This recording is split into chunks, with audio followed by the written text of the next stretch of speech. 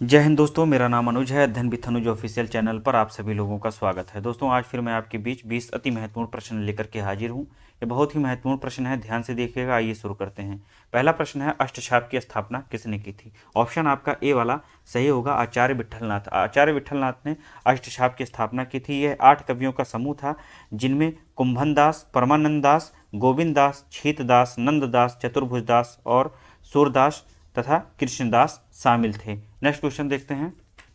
संविधान का मसौदा तैयार करने वाली कमेटी, ड्राफ्टिंग कमेटी के अध्यक्ष कौन थे? तो ड्राफ्टिंग कमेटी के अध्यक्ष डॉक्टर भीमराव अंबेडकर जी थे। ऑप्शन आपका डी वाला सही होगा। संविधान के प्रारूप को अंतिम रूप देने के लिए संविधान सभा द्वारा 29 अगस्त 1947 को एक संकल्प पारित करके प्रारूप समिति का गठन किया जाता है। प्रारूप समिति का गठन किया जाता है। इसी को हम लोग ड्राफ्टिंग कमेटी के नाम से जानते हैं और इसी की अध्यक्षता डॉक्टर भीमराव अंबेडकर जी ने की थी। निम्नलिखित में से किस राज्य में अपातानी आदिवासी जनजाति के लोग रहते हैं? तो दोस्तों ऑप्शन जो है आपका डी वाला सही होगा, अरुणाचल प्रदेश। अरुणाचल प्रदेश में अपातानी जनजाति के लोग रहते हैं। नेक्स्ट क्वेश्चन पर आते हैं। भारत में सर्वाधिक वर्षा किस मानसून से होती है? भारत में सर्वाधिक वर्षा दक्षिण पश्चिमी मानसून द्वारा होती है। ऑप्शन आपका बी वाला सही होगा। यह ग्रीष्म काल में सक्रिय होती है तथा भारत में सर्वाधिक वर्षा करने का श्रेय इसी मानसून को जाता है। अष्टभुजाकार प्रिज्म में कितने फलक होते हैं? दोस्तों अष्टभुजाकार प्रिज्म में 2 फलक होते हैं। अष्टभुजाकार प्रिज्म में 2 अष्टभुजाकार फलक में 2 तथा आयताकार फलक में 8 होते हैं। इस तरह से इन दोनों को मिला करके कितने फलक बनते हैं? तो 8 फलक बनते हैं, 10 फलक बनते हैं। तो इस तरह से अष्टभुजाकार प्रिज्म के कितने फलक हो गए? तो 10 फलक हो गए। ऑप्शन आपका 10 सही, ए वाला सही होगा। 10 अष्टभुजाकार प्रिज्म में 10 फलक होते हैं। प्रोटीन बनाने के लिए अमीनो अम्ल आवश्यक होते हैं। प्रोटीन बनाने के लिए कितने अमीनो अम्ल आवश्यक होते हैं? ऑप्शन से आपके 10, 15, 20, 25। तो ऑप्शन आपका सी वाला सही होगा, 20। प्रोटीन बनाने के लिए 20 अमीनो अम्ल लगते हैं। 20 अमीनो अम्ल में से 10 का संश्लेषण लीवर में होता है। 10 का संश्लेषण लीवर में होता है और बाकी जो 10 हैं इनका आहार में उपस्थित होना आवश्यक है। और इस तरह से जो है कितने अमीनो अम्ल बनते हैं? 20 अमीनो अम्ल बनते हैं। ऑप्शन आपका सी वाला सही होगा। नेत्रदान में दाता की आंख का कौन सा भाग प्रत्यारोपित किया जाता है? नेत्रदाता जो होता है, जो नेत्रदान करता है, उसकी आई ट्रांसप्लांट में कौन सा भाग ट्रांसप्लांट किया जाता है? तो ऑप्शन आपका बी वाला सही होगा, कॉर्निया आंखों का ट्रांसप्लांट किया जाता है। सेरीकल्चर का संबंध किससे है? दोस्तों सेरीकल्चर का संबंध रेशम उत्पादन से है। ऑप्शन आपका ए वाला सही होगा, रेशम उत्पादन। मछली उत्पादन एक्वाकल्चर से संबंधित है, मछली उत्पादन। और अंगूर उत्पादन विनीकल्चर से संबंधित है। फूल उत्पादन दोस्तों फ्लोरिकल्चर से संबंधित होता है, फ्लोरिकल्चर।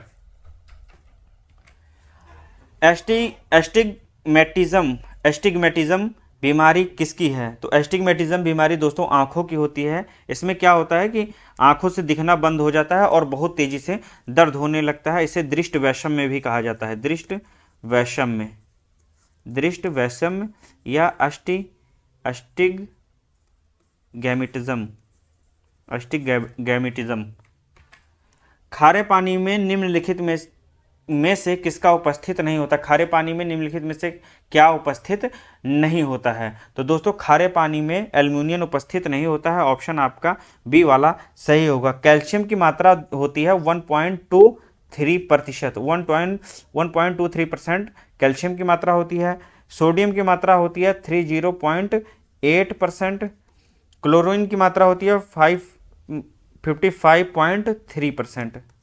तो आपका जो है एल्यूमिनियम की मात्रा खारे पानी में नहीं होती है। अम्ल वर्षा के लिए मुख्यतः कौन सी गैस जिम्मेदार होती है? अम्ल वर्षा के लिए मुख्य रूप से जिम्मेदार गैस है वह NO2 है, जिसे नाइट्रोजन डाइऑक्साइड कहा जाता है। नाइट्रोजन डाइऑक्साइड कहते हैं, नाइट्रोजन डाइऑक्साइड कहा जाता है। दोस्तों अम्ल वर्षा में CO2 भी जिम्मेदार है और उसके अतिरिक्त SO2 सल्फर डाइऑक्साइड भी जिम्मेदार है, लेकिन मुख्य रूप से जो जिम्मेदार गैस है वह है NO2 nitrogen dioxide. Option C वाला सही होगा। गुब्बारे में भरी जाने वाली गैस कौन सी है? तो गुब्बारे में भरी जाने वाली गैस हीलियम गैस होती है, क्योंकि ये सबसे हल्की होती है और आवर्त सारणी में से ग्रुप 18 के अंतर्गत रखा गया है। ग्रुप 18 के अंतर्गत, समूह 18 के अंतर्गत रखा गया है। इसमें जो शामिल गैसें हैं उन्हें हम लोग अक्रिय गैस के नाम से जानते हैं। इनमें जो गैसें हैं उनमें हीलियम है, जैसा कि आप लोग जान ही रहे हैं, ऑर्गन, क्रिप्टॉन, रेडॉन, जिनोन और एक गैस है हीलियम हो गई, ऑर्गन हो गया, क्रिप्टॉन हो गया, जिनोन हो गया, रेडॉन हो गया और नियोन। ये दोस्तों गैसें हैं जो आपकी जो उसमें अक्रिय गैसों में शामिल हैं ग्रुप 18 में। इन्हें नोबेल गैसें भी कहा जाता है, नोबेल गैसें भी कहा जाता है। नेक्स्ट क्वेश्चन देखते हैं। दक्षिण भारत की सबसे लंबी नदी कौन सी है? दोस्तों दक्षिण भारत की सबसे लंबी नदी कौन सी है? तो गोदावरी है। ऑप्शन आपका ए वाला सही होगा। इसे वृद्ध गंगा या दक्षिण की गंगा भी कहा जाता है, दक्षिणी गंगा भी कहा जाता है। इसकी लंबाई कितनी है? तो इसकी लंबाई है 1465 किलोमीटर। कृष्णा नदी की लंबाई दोस्तों 1400 किलोमीटर है, 1400 किलोमीटर है। नर्मदा की लंबाई 1300 किलोमीटर है। ताप्ती की 724 किलोमीटर है। तो इस तरह से जो है ऑप्शन आपका ए वाला सही होगा। वैसे भी जो है दक्षिण भारत की सबसे लंबी नदी गोदावरी है। नंदी हिल्स किस शहर के पास स्थित है? नंदी हिल्स दोस्तों बेंगलुरु में स्थित है। यह कर्नाटक राज्य के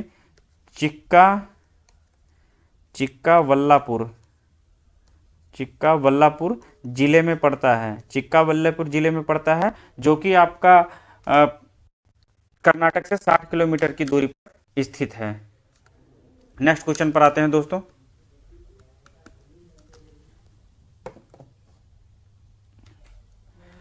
पंद्रह नंबर का क्वेश्चन है, उड़ीसा के गांधी के नाम से कौन प्रसिद्ध हैं? उड़ीसा के गांधी के नाम से कौन प्रसिद्ध हैं? तो दोस्तों ऑप्शन आपका डी वाला सही होगा, पंडित गोपाबंधु दास। पंडित गोपाबंधु दास उड़ीसा के गांधी के नाम से प्रसिद्ध हैं। उड़ीसा के एक सामाजिक कार्यकर्ता थे, स्वतंत्रता संग्राम सेनानी थे तथा साहित्यकार थे। इन्हें जो है उड़ीसा वासी दरिद्र सखा कहते हैं, जिसे जो है दरिद्रों का सखा कहा जाएगा, दरिद्रों का सखा। ऑप्शन आपका डी वाला सही होगा। भारत में वयोवृद्ध व्यक्ति या ग्रैंड ओल्ड मैन के रूप में कौन विख्यात हैं?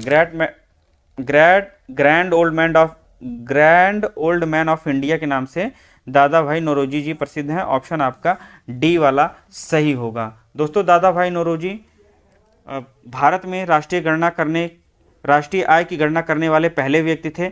इन्होंने 1867 से 1868 के बीच में राष्ट्रीय आय की गणना करने की कोशिश की थी तथा इन्होंने बताया कि प्रति व्यक्ति आय उस समय कितनी थी? प्रति व्यक्ति आय 20 रुपये होने का अनुमान लगाया था।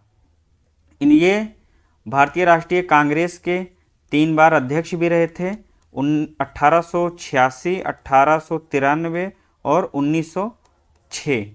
इन तीनों बार इन्होंने भारतीय राष्ट्रीय कांग्रेस की अध्यक्षता भी की थी। इन्होंने ड्रेन सिस्टम थ्योरी दी थी, ड्रेन थ्योरी जिसे हिंदी में धन निष्कासन का सिद्धांत कहते हैं, धन निष्कासन का सिद्धांत कहते हैं। और यह अंग्रेजों द्वारा भारत में लूटे गए धन पर आधारित थी। किस पुस्तक में इन्होंने इसे लिखा था?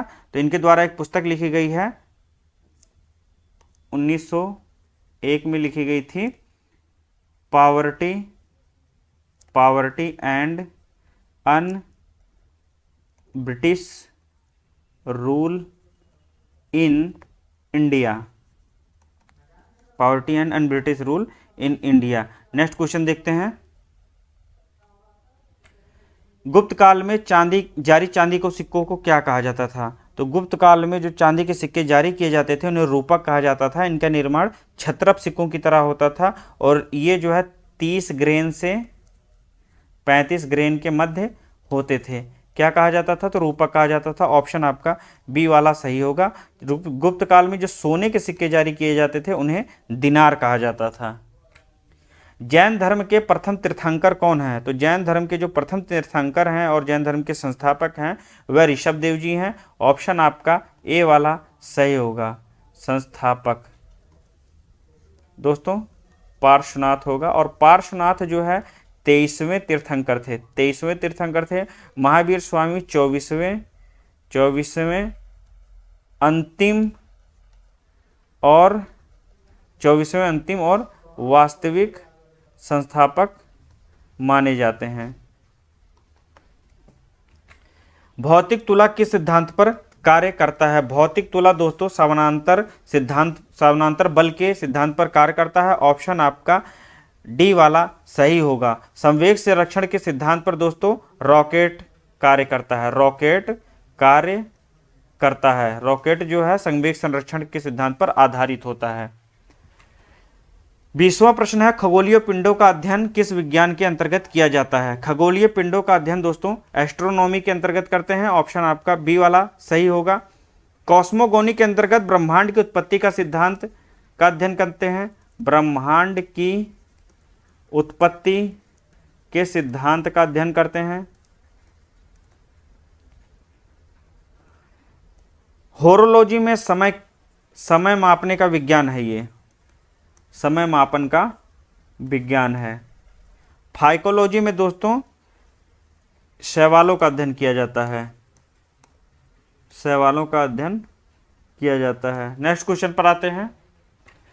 शोषण के विरुद्ध अधिकार किस अनुच्छेद में वर्णित हैं? तो शोषण के विरुद्ध अधिकार जैसा कि आप लोग जानते होंगे कि 23 और 24 में वर्णित है। ऑप्शन आपका सी वाला सही होगा।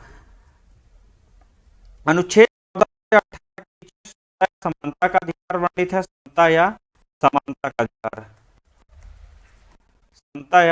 समानता का अधिकार 14 से 18 के मध्य वर्णित है।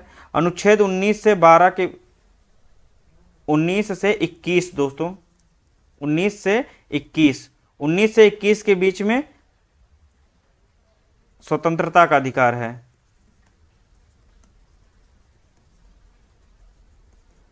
समता या समानता का अधिकार 14 से 18, 19 से 21 में स्वतंत्रता का अधिकार, 23 से 24 में शोषण के विरुद्ध अधिकार है, 25 से 28 के बीच में धार्मिक स्वतंत्रता का अधिकार है। धार्मिक स्वतंत्रता का अधिकार वर्णित है। और उसके बाद में 29 से 30 के मध्य संस्कृति